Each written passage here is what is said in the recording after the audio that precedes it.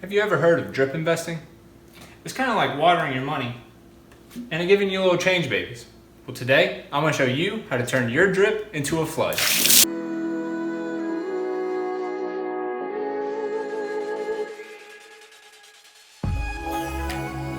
Hey guys, welcome back to my channel. If you're new here, make sure to hit the like and subscribe button. If you've been here before and you haven't hit the like and subscribe button,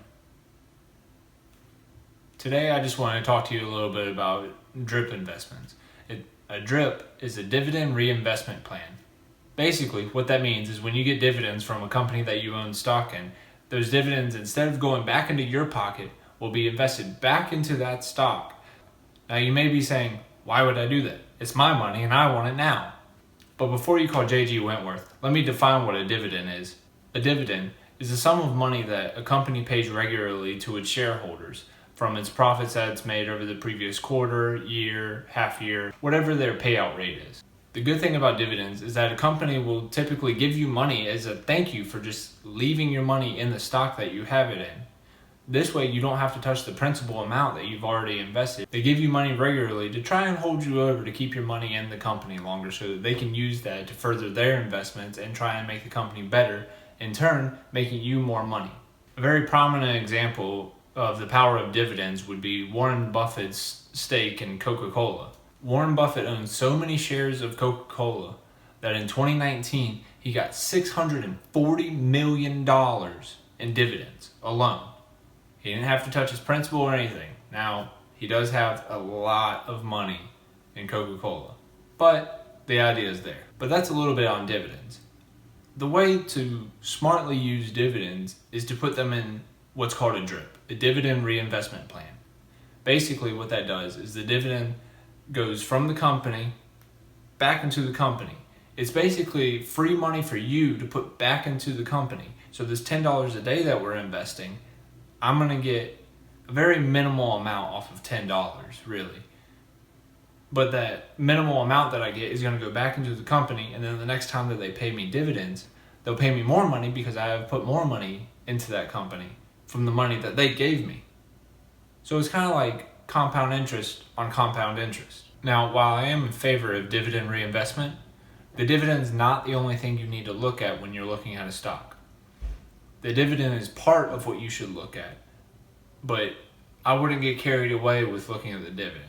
For example, right now, AT&T has a nearly 7% dividend, which is astronomical in terms of dividend. If you had invested $1,000 in AT&T 5 years ago and not reinvested your dividends, your net return would have given you $797. That's a decrease. But if you had reinvested dividends, you'd have $1,064. Still not that great. That's because the stock price of AT&T over the last 5 years has gone from $36 in January of 2016 to about $29 in January of 2021. So while the dividend is great, the stock is not. So that's an example of where we need to be careful in only looking at the dividend price. There's other companies like Tesla that give no dividend. But if you had invested $1,000 5 years ago in January of 2016, you would now have over $16,000. Put that in perspective. No dividends, $16,000. Dividends, $1,064.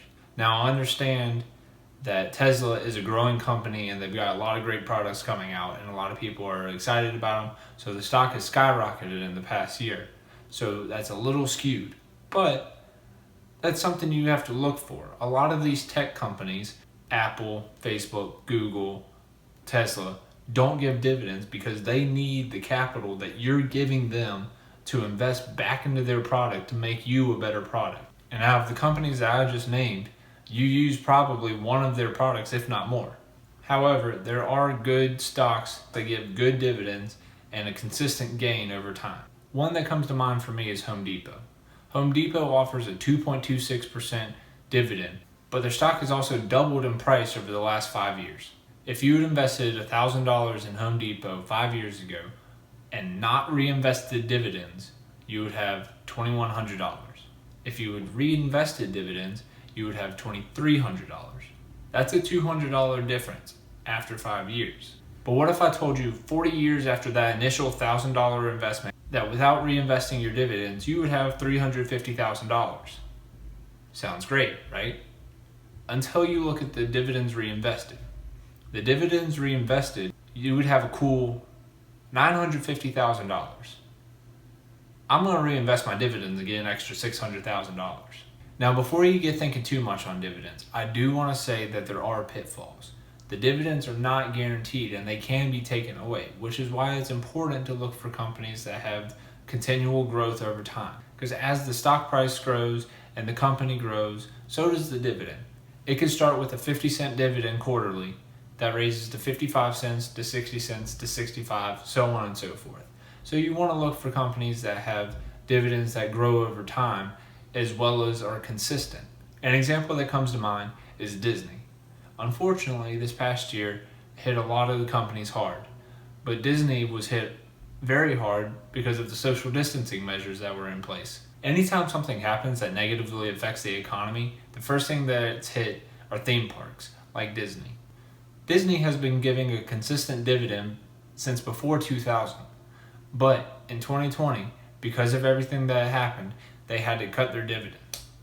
So, if there's somebody out there who wanted to retire on dividends and they put all their money into Disney, well, now they're not getting dividends.